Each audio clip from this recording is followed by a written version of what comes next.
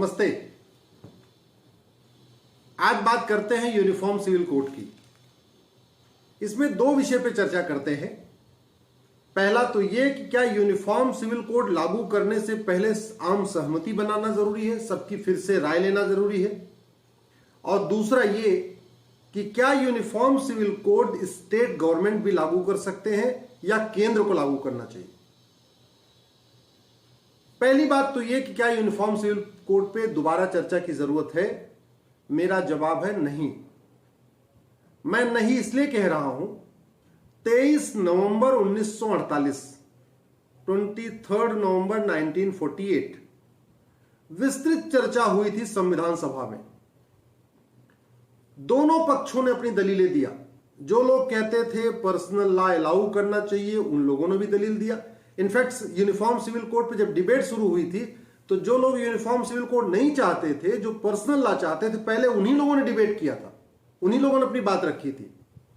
फिर उनका जवाब दिया था जो लोग चाहते थे यूनिफॉर्म सिविल कोड, उसमें मुंशी साहब थे, अलादी कृष्ण अय्यर जी थे, बाद में बाबा साहब अम्बेडकर ने इसको कंक्लूड किया था।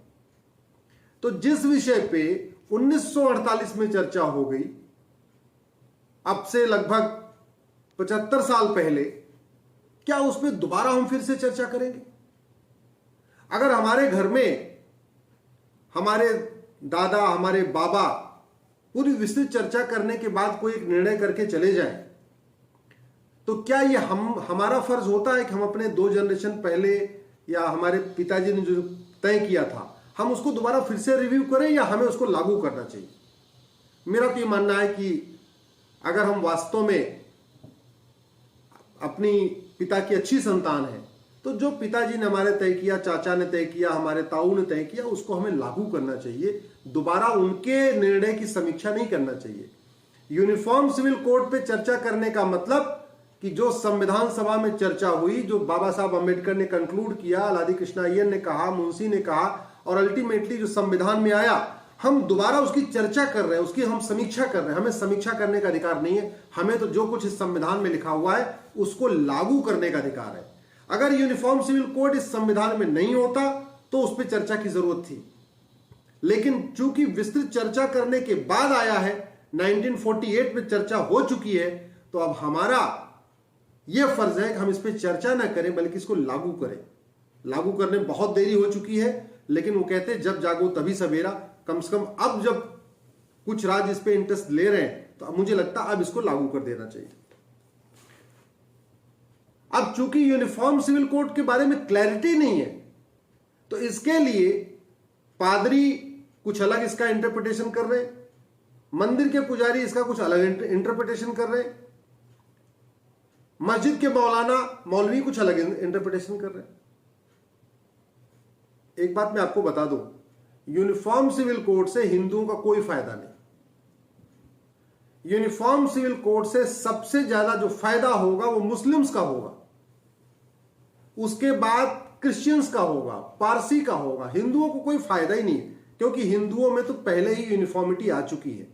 हिंदू में बेटे और बेटी, बहू बेटे में लगभग जो अधिकार है वो बराबर हो चुके हैं। इसलिए कॉमन सिविल कोड आ जाने से हिंदुओं को कोई फायदा होगा तो ना, कोई फायदा नहीं होगा। कॉमन सिविल कोड आने से क्या होगा समझिए आप। कॉमन सिविल कोड आने से लड़के लड़की की शादी की उम्र बराबर हो जाएगी।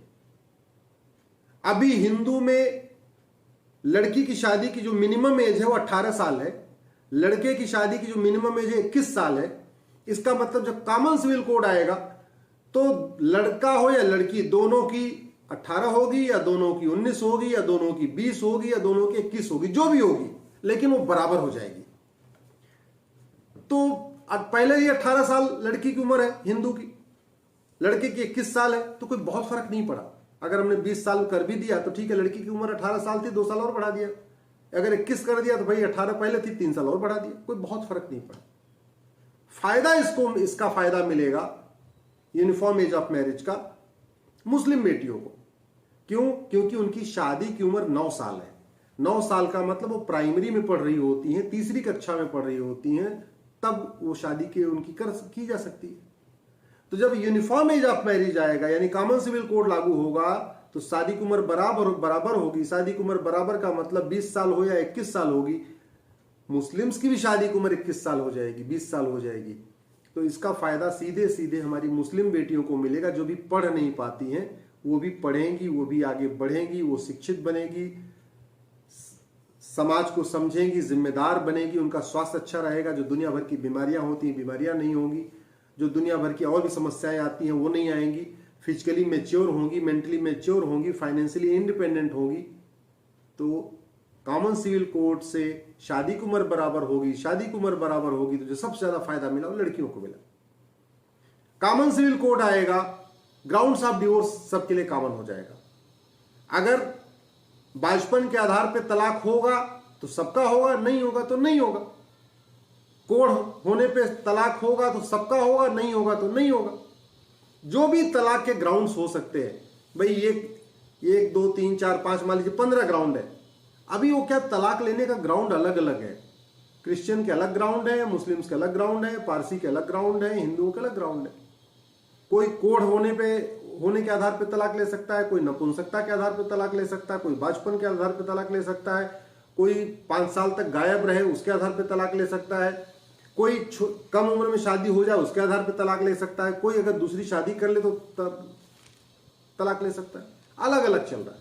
उदाहरण के लिए हिंदू में अगर हस्बैंड दूसरी शादी कर ले तो पहली बीवी से तलाक ले सकती है, लेकिन मुस्लिम में वो 4 शादी कर ले तब भी पहली बीवी तलाक नहीं ले सकती। तो जब कॉमन सिविल कोड आएगा तो एक पति एक पत्नी वाला नियम सबके ऊपर लागू होगा। जब एक पति एक पत्नी का नियम सब पे लागू होगा तो हिंदुओं में पहले लागू है। हिंदुओं को फायदा क्या हुआ? फायदा किसको होगा? मुस्लिम बेटियों को। इसी तरीके से तलाक की प्रक्रिया सबकी एक हो जाएगी। मौखिक होगा सबका होगा, लिखित होगा सबका होगा, लॉ मिक्स होगा सबका होगा, पंचायत के आधार पे होगा सबका होगा, अलग अलग नहीं होगा। तो मान लीजिए कोर्ट के जरिए सबका तलाक हुआ, भाई सबका जो डाइवोर्स होगा वो कोर्ट के जरिए होगा। तो हिंदुओं में पहले कोर्ट के जरिए होता है। उनको क्या फायदा हुआ? कोई नहीं। फायदा किसको मिला? सिक्योरिटी किसको ज्यादा मिली? मुस्लिम बेटियों को, क्योंकि ट्रिपल तलाक खत्म हो गया है। लेकिन तलाक के और बहुत सारे फॉर्मेट है, वो भी मौखिक होते हैं, वो भी कोर्ट के जरिए नहीं होते, उसमें लिखित में नहीं होते। तलाके हसन, तलाके सुन्नत, तलाके बिद्दत खत्म हुआ है, ट्रिपल तलाक खत्म हुआ है, बाकी और तलाक चल रहे हैं। तो जब कॉमन सिविल कोड आएगा तो इसका भी, जब तलाक लेने की प्रक्रिया एक हो जाएगी तो स्वाभाविक सी बात है सबसे ज्यादा इसका फायदा भी मुस्लिम बेटियों को मिलेगा। इसी तरीके से गोद लेने का अधिकार, पाइद में बच्चा नहीं हुआ तो हिंदू बेटा मतलब पति पत्नी मिलके अपना एक बच्चा गोद ले सकते हैं, 2 बच्चा गोद लेने, जितनी उनकी क्षमता है, जितनी उनकी संपत्ति, उसके हिसाब से अपना 1 बच्चा, 2 बच्चा, 3 बच्चा गोद ले लें। आराम से उसको अपने बच्चे जैसा उसको ट्रीट करें, उसको अपनी पूरी प्रॉपर्टी दें, मतलब वो सारे अपने अधिकार दे सकते हैं जो अपने सगे बच्चे को होता है। मुस्लिम में ऐसा नहीं कर सकते। इसीलिए जब मुस्लिम्स में बच्चे नहीं होते तो लोग दूसरा विवाह कर लेते हैं, क्योंकि अगर गोद ले भी लें तो अपने उस बच्चे को, गोद लिए हुए बच्चे को इक्वल राइट नहीं दे सकते, उसको मतलब वैसा नहीं ट्रीट कर सकते जितना अपने सगे बच्चे को कर सकते हैं। अपनी पूरी संपत्ति उसको नहीं दे सकते। मान लो गवर्नमेंट जॉब में है तो जो गवर्नमेंट जॉब से जो कुछ मिलेगा वो 100% उसको नहीं दे सकते। इसलिए क्या करते हैं लोग, बच्चा नहीं होता है तो गोद लेने की बजाय दूसरी शादी कर लेते हैं। अब मान लो पुरुष में कोई कमी है तो दूसरी शादी कर लेंगे, तब भी बच्चा नहीं होगा तो तीसरी शादी कर लेंगे, चौथी शादी कर लेंगे, मतलब 4 घर में 4 बीबी आई, बच्चा हुआ ही। तो कॉमन सिविल कोड का फायदा इसमें भी मुस्लिम बेटियों को ही होगा। इसी तरीके से विरासत का अधिकार, प्रॉपर्टी का राइट, वसीयत का अधिकार, इसका भी अभी हिंदुओं में बराबर हो चुका है। बहू और बेटे को वसीयत का बराबर अधिकार है, बहू और बेटे को विरासत का बराबर अधिकार है, बहू और बेटे को प्रॉपर्टी का बराबर अधिकार है। मुस्लिम में ऐसा नहीं है। मुस्लिम में हस्बैंड को ज्यादा अधिकार है, शौहर को ज्यादा अधिकार है, बीवी को उतने अधिकार नहीं है। तो कॉमन सिविल कोड आएगा तो स्वाभाविक सी बात है मुस्लिम बेटियों को भी वही अधिकार मिल जाएगा जो हिंदू बेटियों को मिला हुआ है। तो इसमें हिंदू मुसलमान का कोई चक्कर नहीं।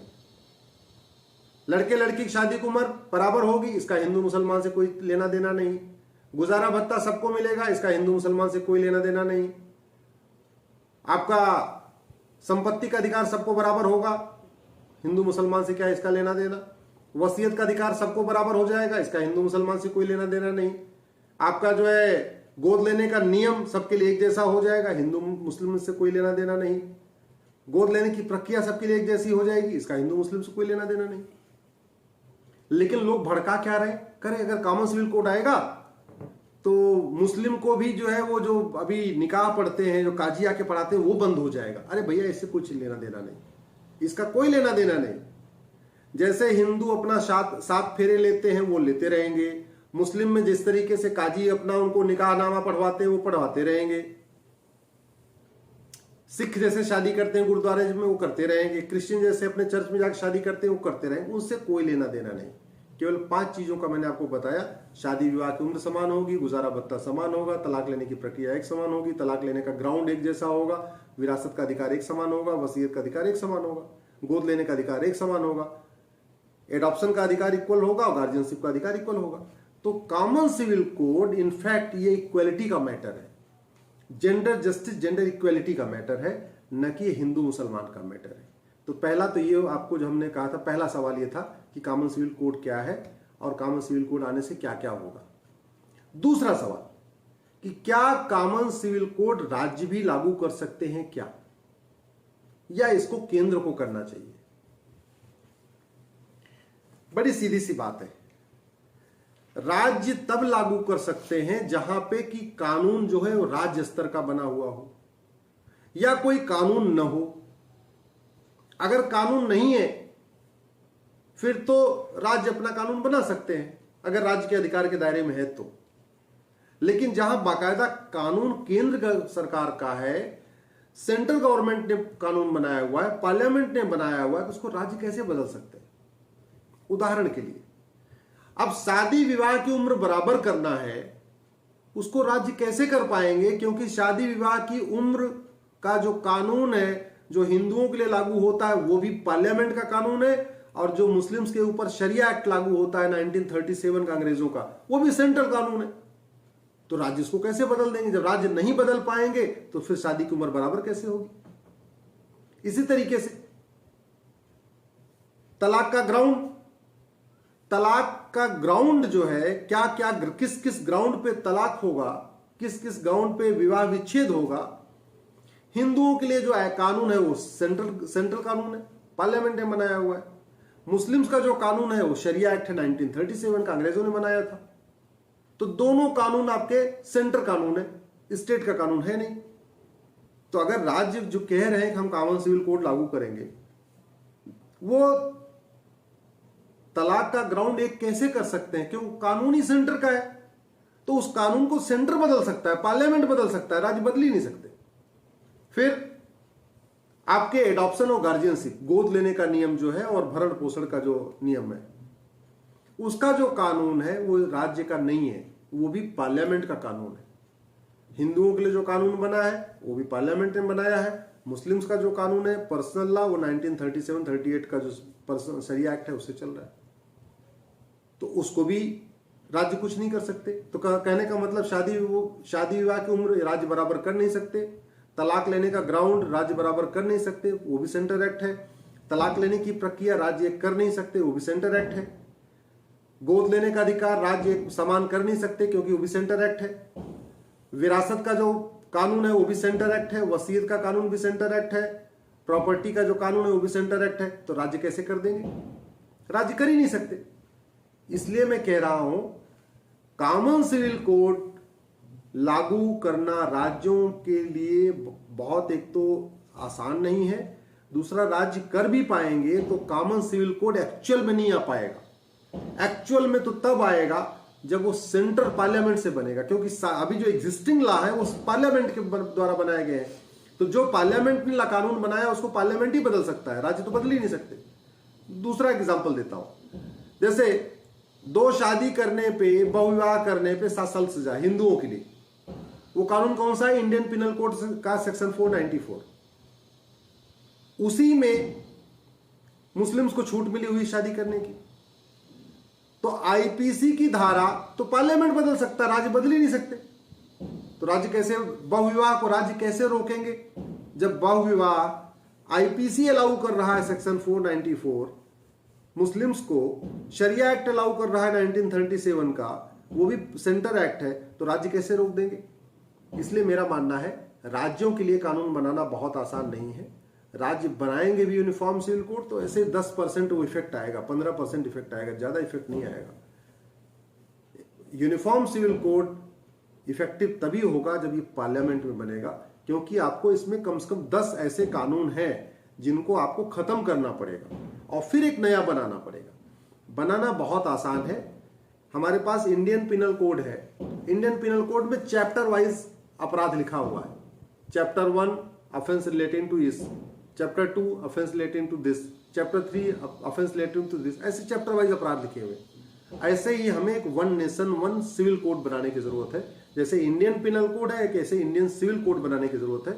उस इंडियन सिविल कोड में हमें 5-6 चैप्टर बनाना है।